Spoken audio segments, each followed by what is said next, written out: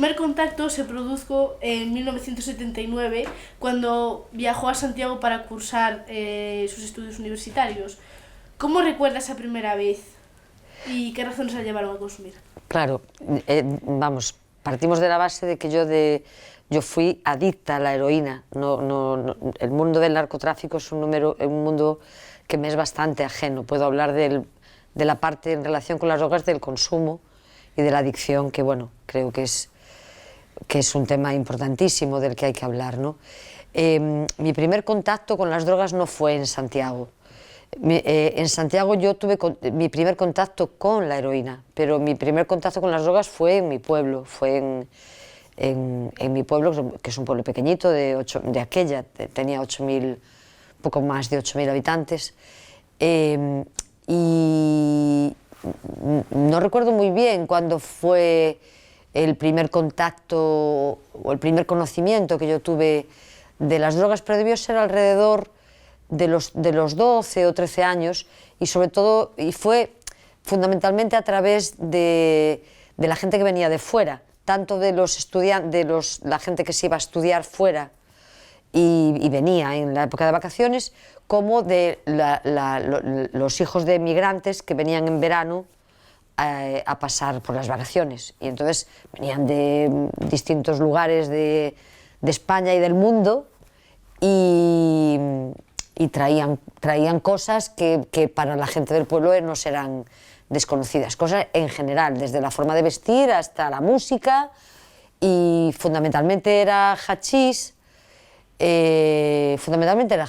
y yo creo que, la verdad es que no lo recuerdo exactamente, pero a lo mejor el consumo de las anfetaminas, este tipo de drogas, pero desde luego no ni la cocaína ni la heroína. Esas son las que yo conocí en Santiago al llegar a estudiar en Santiago. ¿Cómo era el ambiente de finales de los 70 en Santiago y cómo se veía el consumo de drogas en la juventud? Bueno, yo, como recuerdo Santiago, cuando yo llegué a finales de los 70, Santiago era una ciudad, bueno, claro, tenía muchísimo ambiente estudiantil. La mayor parte de la gente que vivía en Santiago éramos estudiantes, por lo tanto era una mayoría de gente muy joven, y bueno, era un ambiente, digamos, de mucha efervescencia, porque también el momento político que se vivía en España era así, era de efervescencia. Franco había muerto en el año 75, 74, 75, y digamos que a España llegaba un nuevo aire de libertad por el que se llevaba ya peleando muchos años, pero bueno, claro, yo en esos años de lucha yo era una niña, ¿no? Entonces la adolescencia a mí me pilla, Franco muere y yo soy un adolescente, ¿no? Entonces Santiago respondía a ese ambiente que había a nivel general, que era un ambiente de disfrutar de la libertad recién conseguida, ¿no? Y entonces yo lo recuerdo como un ambiente en el que fundamentalmente se trataba de compartir, ¿no? Digamos que era un ambiente más hippie que cualquier otra corriente de las que en ese momento estaban llegando al país, ¿no? Y bueno, lo recuerdo pues con mucho bullicio, mucho ambiente y mucha alegría. Bueno, sus padres tardaron mucho en darse cuenta de lo que era su adicción, y ¿cómo se sintió cuando se dieron cuenta y cómo fue todo aquello? Mis padres no se dieron cuenta, o sea, mis padres nunca supieron que yo era adicta hasta que, tal como está narrado en el libro, digamos que yo me refugio en casa de mis padres en un momento en el que la adicción me había llevado a una situación en la que no había mucha salida, debía mucho dinero. Bueno, es algo que acompaña a la adicción, ¿no? Los problemas que trae consigo la adicción. Yo tenía problemas de deudas, problemas para compatibilizar mi vida de adicta con mi vida laboral.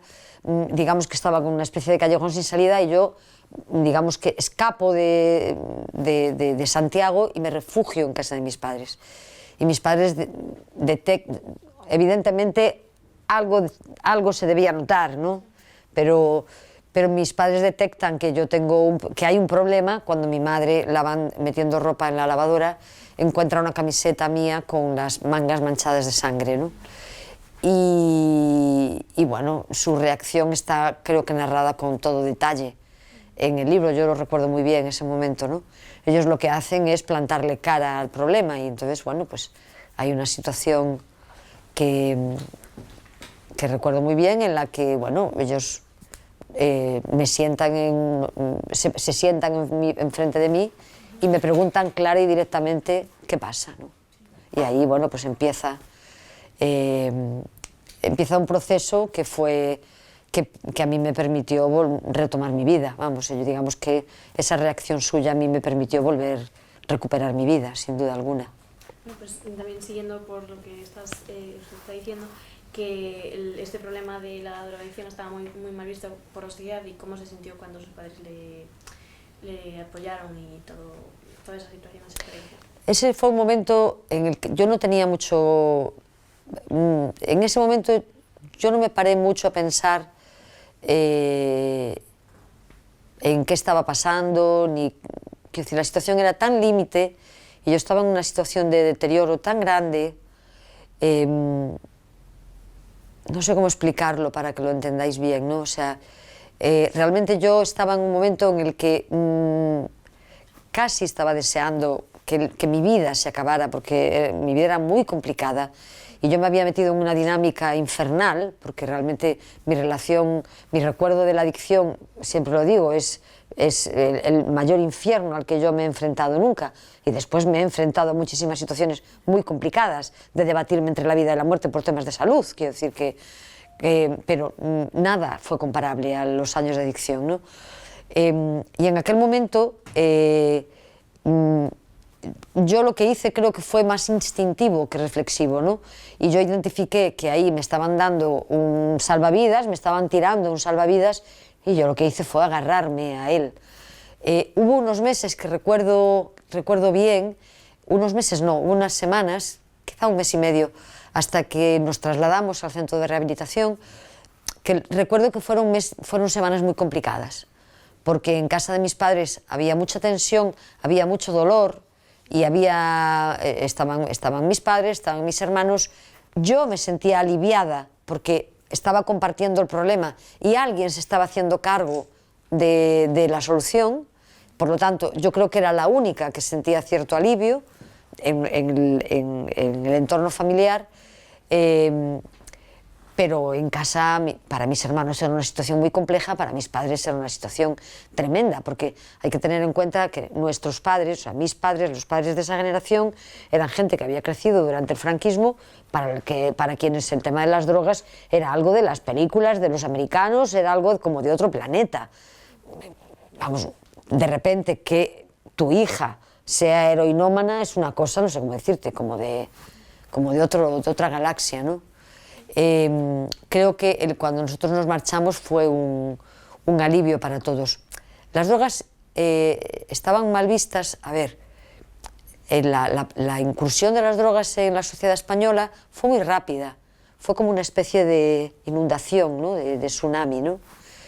El problema de que tanta gente, de que hubiera un grupo amplio, no digo toda una generación, pero un grupo muy numeroso de una generación que se enganchara en particular a la heroína, digamos que lo que provocó fue que, pues lo que provoca la adicción, y es que hay un incremento enorme de problemas de delincuencia, es decir, los adictos necesitamos dinero y el dinero hay que sacarlo de algún sitio, y entonces yo recuerdo que los telediarios de aquellos años, aparte de hablar de muchas cosas, hablaban de los atentados de ETA, que eran muy frecuentes, y de los atracos a bancos. Se atracaban bancos, se atracaban farmacias. Digamos que de repente la adicción se convirtió en un problema casi de Estado, ¿no? Porque había un sector de la población que tenía este problema. Y entonces, claro, inmediatamente se relacionó la adicción con el problema de seguridad ciudadana, que es real. Y y después apareció el SIDA, que ya vino a complicarlo todo muchísimo más. Por eso la reacción de mis padres fue una reacción basada en el amor. Quiero decir, ahí se desmoronaron los arquetipos que yo recuerdo a mi padre escuchar viendo en televisión, me acuerdo perfectamente, viendo en televisión la noticia de un atraco en particular a San Sebastián. En San Sebastián, lo recuerdo perfectamente, en un banco, que mi padre decía que si yo tengo un hijo heroinómano yo lo mato, ¿no? Claro, evidentemente esto es algo que se dice, pero a la hora de la verdad, al menos ellos no reaccionaron así. La reacción de mis padres fue una reacción basada en el amor, y eso nos salvó a todos. No solo me salvó a mí, salvó a toda la unidad familiar, porque mi unidad familiar era una unidad familiar que teníamos conflictos familiares, y eso puso encima de todo que estaba basada en un amor que a lo mejor muchos miembros de la familia habíamos cuestionado durante mucho tiempo, ¿no? ¿Cómo valora el trabajo de gente como Carmen Avendaño y fundaciones como Érguete, Proxecto Home o Asociación Galega contra o Narcotráfico a la hora de luchar contra este problema y de ayudar a gente como usted? Bueno, a ver, Carmen Avendaño representa a un montón de hombres y de mujeres que de repente se encontraron con que sus hijos eran adictos en particular a la heroína, pero no solo a la heroína. Y ante esta situación que podía ser vergonzante y podía ser para vivir, digamos, de puertas para adentro, hubo una serie de gente que lo que hizo fue dar la cara por sus hijos realmente, ¿no? Por sus hijos y por sus hijas. Por lo tanto, y además hacer ruido, que es una cosa que sigue siendo necesaria hacer cuando hay un problema a nivel social, hacer ruido para que ese problema fuera visible, no fuera un problema de casos muy concretos, sino para que se pusiera en primera línea informativa un problema que afectaba a la sociedad en general, porque era así. Claro, eso es un tema, eso es un acto de valor y es un acto de amor, es así. Y abrieron muchísimas puertas, o sea, permitieron que nos salváramos muchísimas personas, ¿no?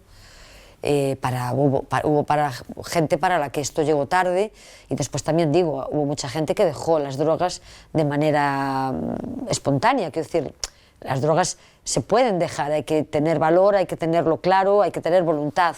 Pero es verdad que hubo mucha gente de mi generación que se enganchó a la heroína, y hubo mucha gente que dejó de consumir heroína cuando se dio cuenta de que aquello era una trampa, era un engaño, y lo dejaron.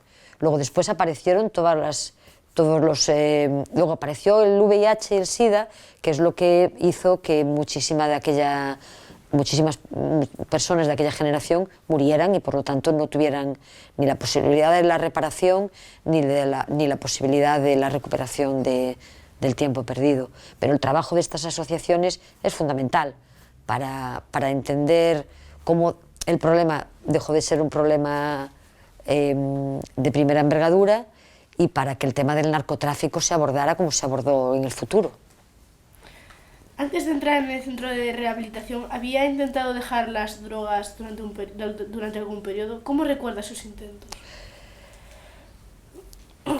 No recuerdo haber pasado temporadas limpia, digámoslo así, ¿no? No lo recuerdo, no. Digamos que mi relación con la heroína fue una seducción. O sea, a mí la heroína me sedujo absolutamente cuando la consumí no sé si por primera vez, pero vamos, yo identifiqué, no me pasó con la cocaína, por ejemplo. En aquellos años, como casi todos los de mi generación, yo fui politoxicómana, es decir, probé pues casi todas las drogas que en aquel momento había, claro. Yo no creo que nunca me pudiera enganchar a la cocaína, por ejemplo. Sin embargo, la heroína rápidamente provocó en mí ese efecto de seducción, ¿no? Y no me enganché muy rápidamente. Consumí heroína durante mucho tiempo, y digamos que cuando me di cuenta de que estaba enganchada, inmediatamente tuve claro que yo no quería ser adicta a la heroína. Pero también inmediatamente me di cuenta de que no iba a ser fácil dejarlo, ¿no? Porque había entrado en un bucle que es muy difícil de romper. Yo intenté explicar en el libro por qué es tan difícil dejarlo, ¿no? Y bueno, digamos que cuando llegó el momento más crítico, pues fue en ese momento en el que nos vamos Nico y yo a casa de mis padres para intentar dejarlo por nuestros medios, y ahí de repente se desencadenan una serie de actos que desembocan en lo que está contado en el libro, ¿no? Y es cuando las dejamos definitivamente, que bueno, en mi caso me permitió retomar mi vida, y en el caso de Nico ya fue imposible porque los dos estábamos infectados de VIH y él murió de SIDA en el 92. Bueno, en su libro Futuro Imperfecto, como está diciendo, habla de que esa sensación de ser adicta incluso física y psicológicamente a la droga, incluso cuando no la estaba tomando. ¿Cómo logró superar esta situación? Bueno, yo tenía claro que quería dejar de ser adicta, porque realmente la parte, digamos, de infierno que tiene la heroína, la adicción, no es tanto el proceso físico del síndrome de abstinencia, que es duro, pero es breve, como, digamos, la trampa psicológica que tiene que ver con lo que teóricamente te ofrece una droga, ¿no? Claro, el trabajo de tener claro que lo que me ofrecía la heroína era una trampa, eso yo ya lo tenía claro.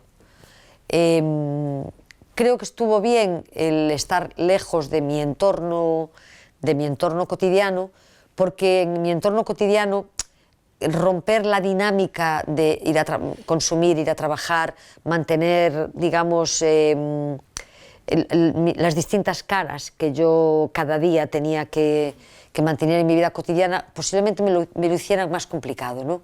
Pero desde el primer momento, cuando ingresamos en el centro de rehabilitación, yo tengo claro que no voy a consumir heroína nunca más. Es algo que yo jamás he tenido la tentación de volver a consumir nunca, porque realmente yo pensé que no iba a ser capaz de dejarlo. Es decir, hubo un momento antes de irnos a casa de mis padres, que tenía tan claro que la única salida que me quedaba era morirme, que en el momento en el que se me ofrece la posibilidad de resetear mi vida, yo tengo claro que la voy a aprovechar. Hombre, lo que no sé es lo que va a pasar, pero tengo claro que yo esa oportunidad la voy a aprovechar, ¿no? Entonces, el tiempo que estamos en el centro de rehabilitación fue un tiempo en el que yo tuve continuamente la sensación de volver a nacer. Primero la sensación de recuperarme físicamente, es decir, pasamos el síndrome de abstinencia y yo recupero la energía y la vitalidad, la capacidad del cuerpo, la sensación de mi cuerpo de que funcionaba de manera autónoma, sin necesidad de meter ningún tipo de sustancia para que funcionara bien. Y después la recuperación del hábito de la vida sin el consumo de drogas, ¿no? Y fue una experiencia que recuerdo con muchísimo placer. Fue un momento de renacimiento muy agradable, aparte de que compartía esa sensación con un montón de gente que la estaba viviendo a la vez que yo, ¿no?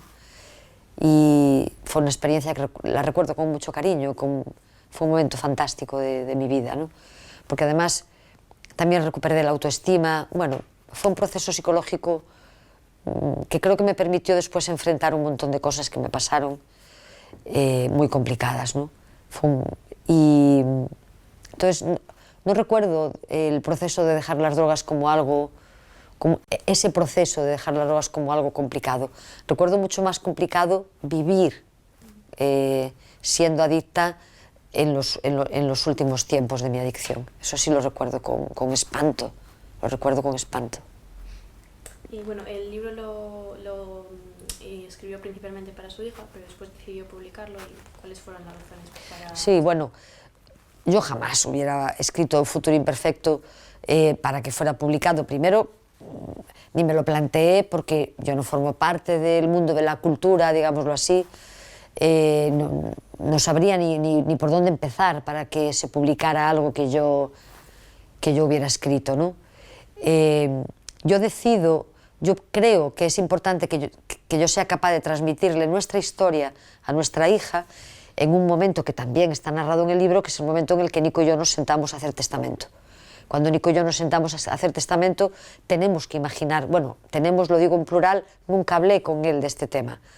No sé cómo lo vivió él, pero a la hora de tomar las decisiones que tomamos para dejar plasmadas en el testamento, que fundamentalmente eran quién iba a ser el tutor de nuestra hija, cómo queríamos que fuera educada, bueno, nuestras últimas voluntades en relación a ella, porque nosotros no teníamos bienes, no teníamos nada, que ella era, digamos, nuestra única heredera, ¿no?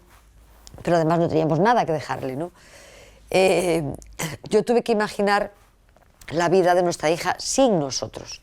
Y en ese momento la imaginé en el momento que para mí fue más complicado, que fue la adolescencia, que realmente creo que es el momento más complicado. Más complicado no porque pasen cosas terribles, sino porque es un momento en el que se rompe con la infancia, uno toma conciencia de uno mismo, es un proceso natural que es así, y el mundo exterior, digamos, cobra mucha importancia, ¿no? Y es un momento en el que se sabe poco, sabemos poco, porque no tenemos experiencia, ¿no? La experiencia se adquiere viviendo, y cuando uno empieza a ser uno mismo, lo que no tiene es experiencia de la vida. Entonces se corren muchos riesgos, evidentemente se corren muchos riesgos, y se tienen pocos recursos a la hora de tomar decisiones. Entonces la imaginé en ese momento y me pareció que en ese momento ella se iba a hacer preguntas sobre nosotros, sobre sus padres, precisamente porque no íbamos a estar. Si estuviéramos seguramente no se las haría, pero al no estar ella se iba a hacer preguntas, y el hecho de que nosotros los dos hubiéramos sido heroinómanos y los dos, estaba previsto, cosa que no ocurrió, hubiéramos muerto por culpa del SIDA, me parecía que era más un lastre que otra cosa, ¿no? Me parecía que podía ser algo que le pesara. Y realmente yo tenía claro que yo no quería ser un lastre para mi hija, ¿no? No creo que ningún padre ni ninguna madre quiera serlo. Entonces, ahí era importante transmitirle nuestra historia, porque en nuestra historia, yo con nuestra historia no tenía conflictos. Yo fui adicta a la heroína, yo contraje el VIH, pero yo no tengo conflicto con esa parte de mi vida. Digamos que el hecho de que la relación con mi familia fuera como fue a la hora de abordar el tema de la adicción hizo que yo no tuviera conflictos con mi pasado, ¿no? Pero al no estar y no poder transmitirle, digamos, esas explicaciones sobre nuestro pasado, sí me parecía que para ella podía ser un lastre. Entonces era importante, primero, que yo sobreviviera el tiempo suficiente para poder transmitirle nuestra historia, y una vez que eso ocurrió, y una vez que Lucía fue adolescente, y una vez que, bueno, los avances médicos a mí me permitieron pensar o creer que mi muerte no iba a ser tan inminente, cosa que no pasó hasta finales de los 90, digamos que yo sentí la necesidad también de vaciarme de ese pasado, ¿no? Y entonces, bueno, en el libro está muy bien explicado cómo es el proceso, ¿no? Yo escribo Futuro Imperfecto por y para ella. Si no, no tendría ningún sentido que yo hubiera hecho el ejercicio de memoria que supuso escribir ese libro, obligándome a recordar partes de mi pasado que son profundamente dolorosos, y que además son especialmente dolorosos cuando los recuerdas con la perspectiva del tiempo, y te das cuenta cómo hechos que en aquel momento fueron tan intrascendentes cambiaron mi vida de una manera tan brutal, y no tanto la mía, porque yo estoy viva, pero la gente que quedó por el camino, y en particular la muerte de Nico, eso sí que fue irreparable, ¿no? Vidas perdidas por algo tan absurdo, ¿no? Como el consumo de una sustancia que a la hora de la verdad lo único que hace es enriquecer a una serie de gente de perfiles indeseables, ¿no? Entonces, ese ejercicio de memoria no tendría sentido si no es por amor. Por eso el contenido del libro es tan directo, es tan claro y es tan emocional, porque yo no hablo de las drogas desde el bien y el mal, yo hablo de las drogas desde la emoción, desde las emociones, la emoción de ser joven, la emoción de buscar la libertad pero también la emoción de ser adicto. Porque solo así creo que el mensaje de alerta sobre el consumo me parece que puede ser eficaz, que las drogas son malas, es un mensaje de sobra transmitido, pero es importante hablar desde la experiencia de la adicción y por eso el libro es como es. Después lo publiqué por una cuestión de azar, por una cuestión de puro azar. El libro llegó a manos de Víctor Freixanes, que es el director de Galaxia, y fue él el que me propuso publicarlo. Y a mí me pareció bien publicarlo, primero porque es la experiencia de alguien que vivió esa situación como protagonista, y porque la mayor parte de los protagonistas de ese tiempo no tienen voz, porque, entre otras cosas, hay muchos que murieron, ¿no? Entonces, la historia de los años 80 y de la aparición del SIDA será estudiada con el tiempo y será analizada dentro de años, pero desde perspectivas que posiblemente no tengan mucho que ver con lo que supuso vivir fundamentalmente la aparición del SIDA en primera persona y directamente. Entre otras cosas porque la gente que se contagió de VIH en los años 80, la mayor parte de esa gente murió. Entonces, por eso me pareció bien publicarlo. Para mí vivir todo esto en silencio fue una carga de dolor añadido, ¿no? Y yo creo que del VIH, del SIDA, hay que hablar con naturalidad y con normalidad.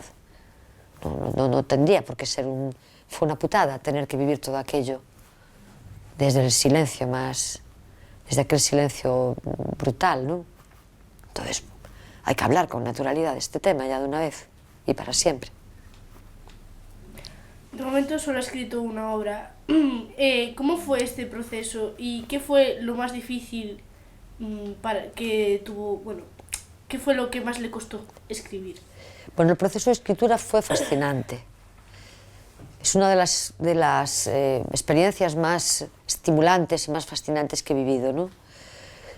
Y yo no soy escritora, no escribo, yo normalmente no escribo. Escribir durante muchísimos años yo me he concentrado en sobrevivir. Durante muchísimos años se suponía que mi tiempo se acababa y esto era una realidad, no era una fantasía, era una realidad. Cuando Nico le hacen los primeros análisis cuando ya enferma, sus analíticas y las mías, los números, que es lo que los médicos miden, eran muy parecidos. Por lo tanto, la probabilidad de la evolución de la enfermedad en mí, que pudiera ser rápida, era una realidad. Entonces, durante mucho tiempo yo me concentré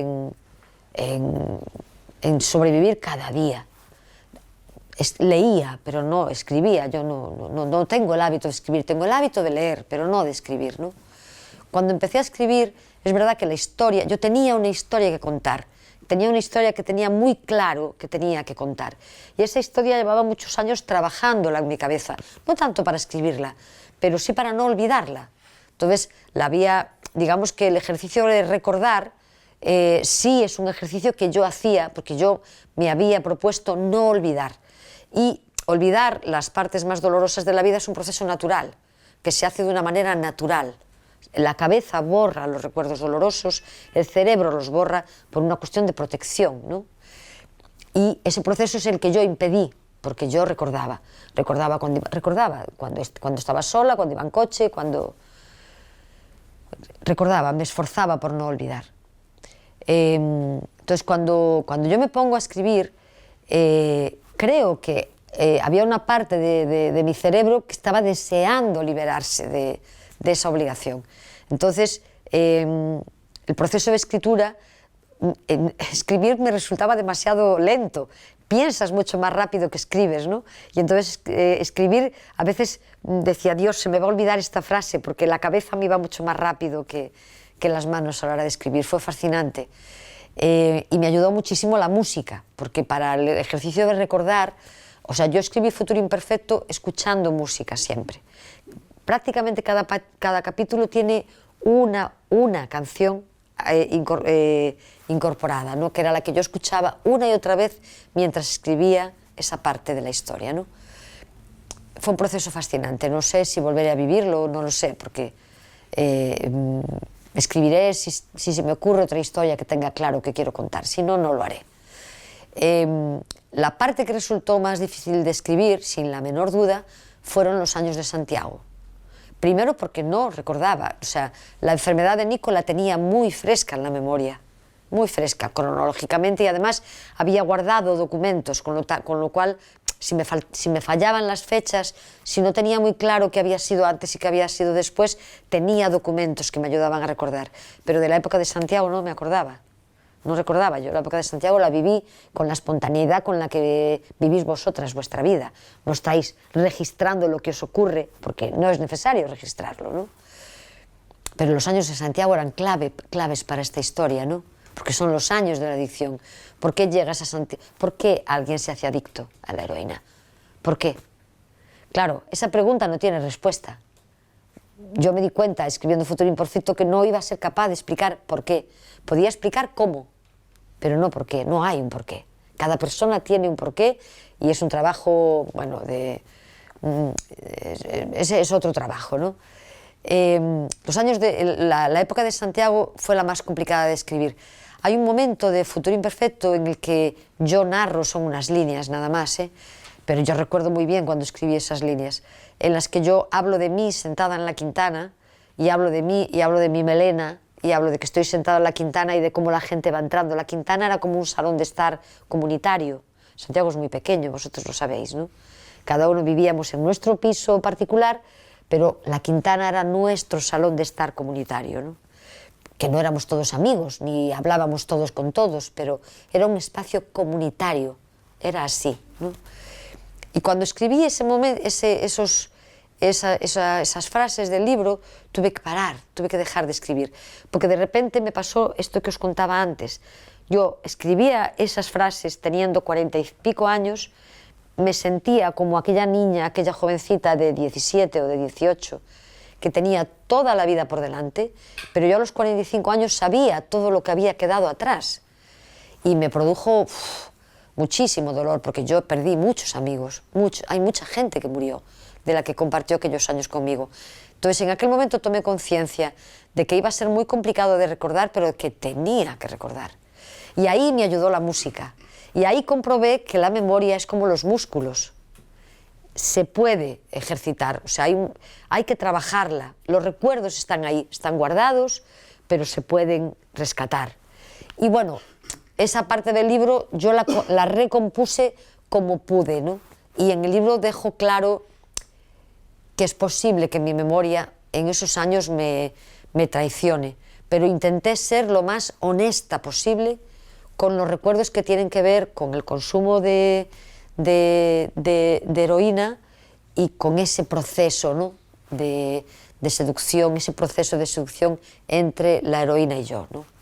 Me parecía muy importante transmitirlo desde la honestidad. Hace unos años, bueno, sí, hace 8 años concretamente, declaró en el Faro de Vigo que ser una superviviente es muy cansado. Sí. ¿Sigues pensando lo mismo? Sí, te lo garantizo, es agotador. Bueno, yo ahora estoy en un momento muy dulce, porque los avances médicos han permitido que yo tome ahora una serie de medicación antirretroviral para el VIH, que voy a tener que tomar toda mi vida, que no me produce efectos secundarios. Pero hasta llegar a este punto, bueno, convivir con el VIH ha sido muy complicado. Sobrevivir a la adicción a la heroína con VIH ha sido muy complicado, muy complicado. Yo creo que sobrevivir a la heroína no hubiera sido complicado si no hubiera sido por la incorporación del VIH a mi vida, claro. Pasé durante los primeros años pues hasta finales de los 90, las medicaciones que yo he tenido que tomar me complicaron muchísimo la vida, me produjeron, bueno, montones de complicaciones, ¿no? Físicas. Y convivir con un cuerpo maltratado, dolorido y con náuseas, con un montón de complicaciones, pues exige un esfuerzo que, añadido, es agotador, es agotador. Y sí, ha sido agotador, la verdad es que sí. Pero bueno, a finales de los 90 aparecieron, digamos, una batería de fármacos nueva que ahora permite que los tratamientos contra el VIH, digamos, estén personalizados. Es decir, no toda la gente que tenemos VIH tomamos los mismos medicamentos, porque hay una serie de medicamentos que unos toleramos mejor que otros. Entonces, digamos que cada persona que tiene VIH toma un tratamiento, digamos, diferente, porque hay una amplia batería de medicamentos que nos permite convivir con el VIH con cierta normalidad. Y en ese sentido, claro, yo ahora mismo lo disfruto, digámoslo así, ¿no? Porque es fantástico levantarte por la mañana y es fantástico no notar ninguna parte de tu cuerpo. Eso es lo ideal. Pero durante muchos años yo he notado mi cuerpo cada segundo. Y bueno, eso es duro, es complicado, sí.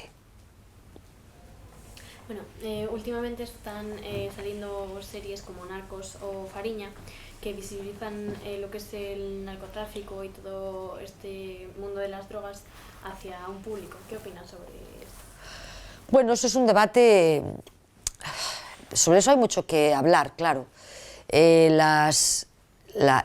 libro de Fariña, por ejemplo, yo lo leí al poquito en cuanto supe que lo habían publicado, es un libro que a mí me encantó, porque es un trabajo periodístico fantásticamente hecho, está muy bien escrito y es muy interesante todo lo que cuenta, ¿no?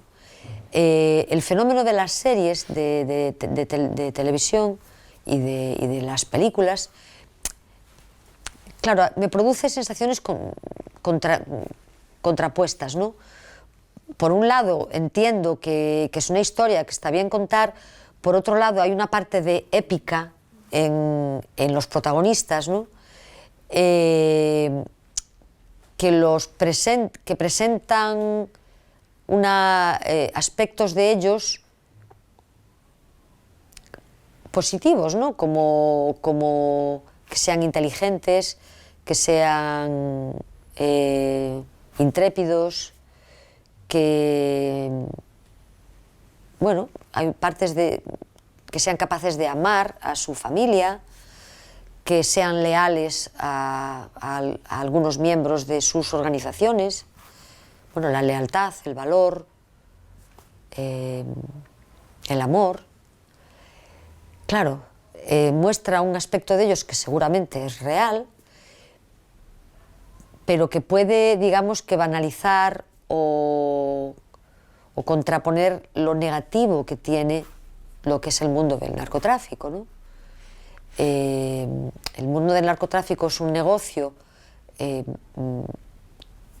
ajeno a la ley, ilegal, alegal e inmoral, que hace muchísimo daño a la sociedad, ¿no?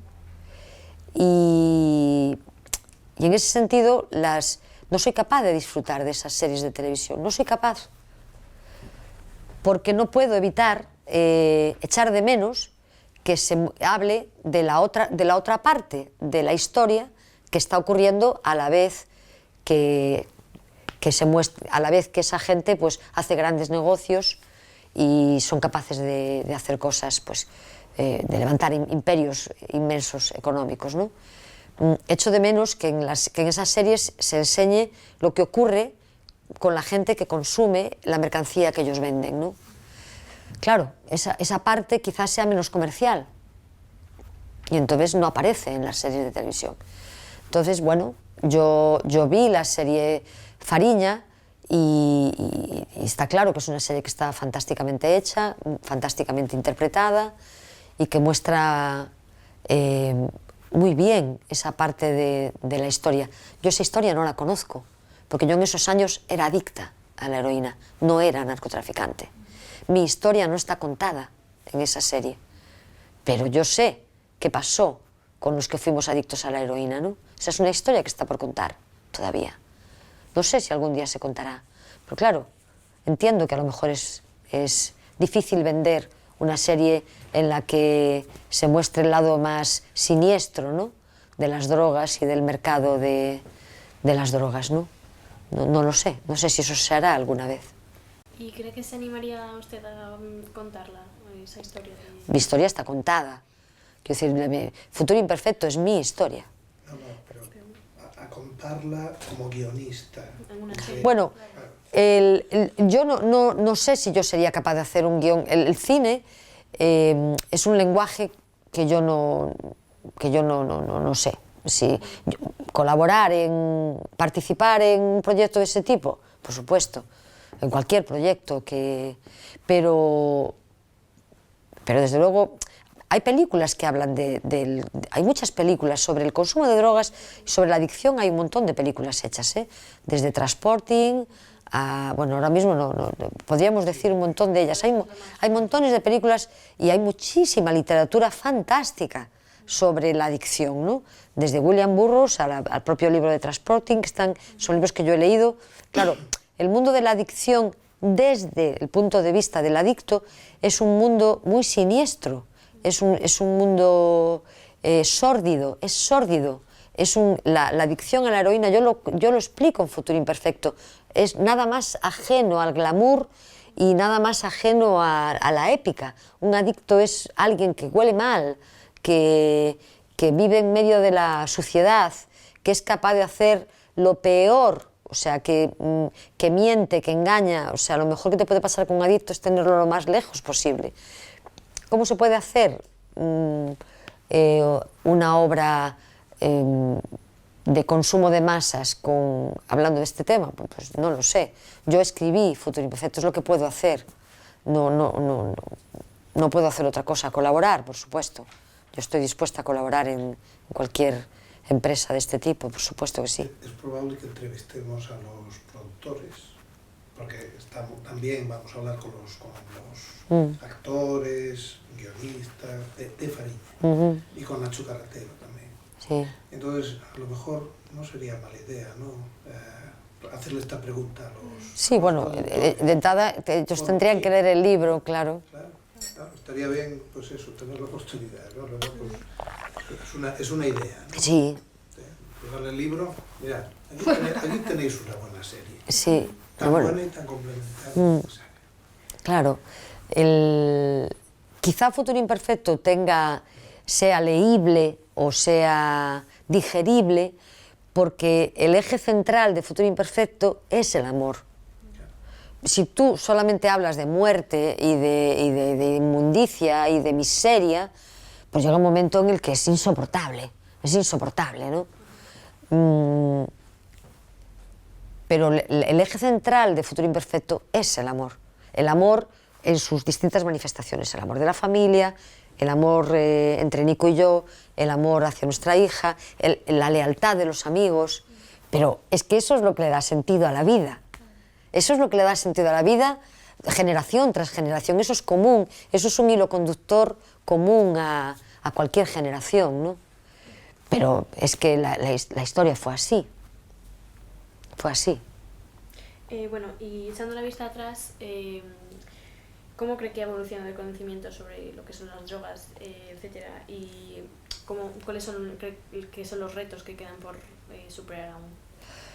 Hombre, con el paso del tiempo lo que hay es muchísima más información. Es verdad que nosotros, cuando yo tenía vuestra edad, pues España era un país cerrado en el que no había, bueno, por supuesto no había internet, por supuesto, pero vamos, no teníamos información porque vivíamos en un país que era una dictadura y por lo tanto aquí todo se filtraba y todo se censuraba, ¿no?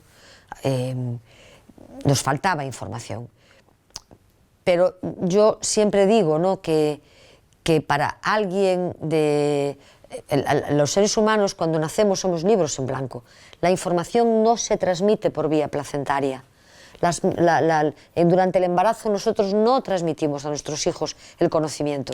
Por lo tanto, alguien de 15 años, de 16 años, de 14 años, no tiene información. Tiene información teórica, recibe información, pero a los 14, 15, 16 años todos somos vulnerables.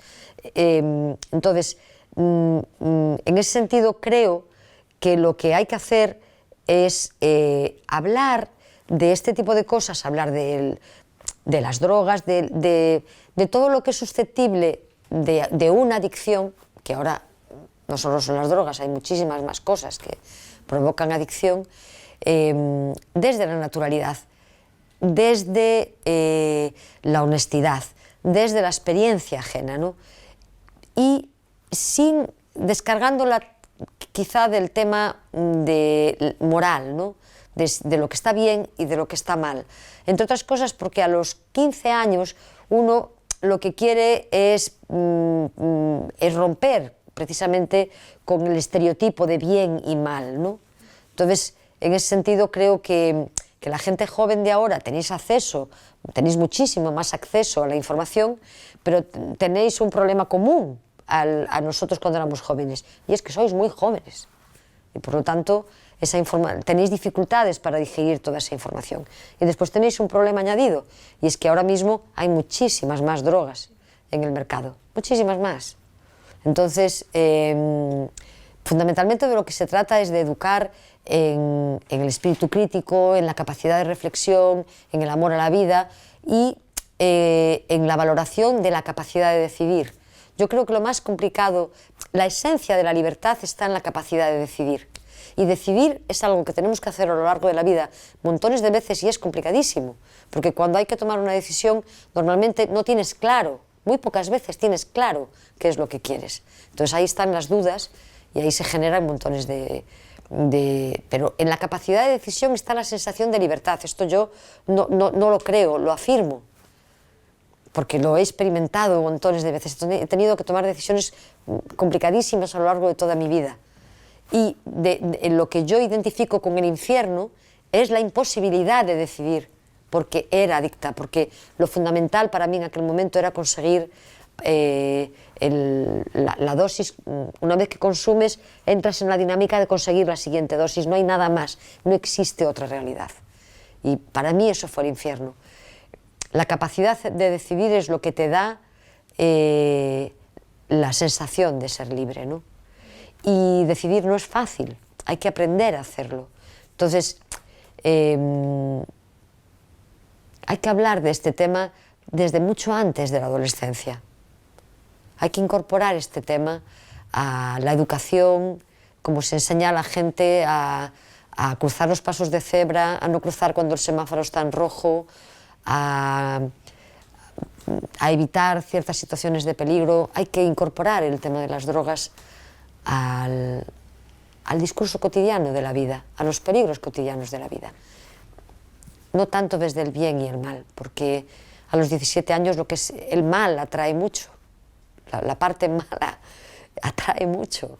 Y bueno, creo que yo lo que intenté fue contar lo que a mí me pasó. Esto fue lo que ocurrió. Y una vez que los demás lo saben, pues que lo tomen en consideración o no.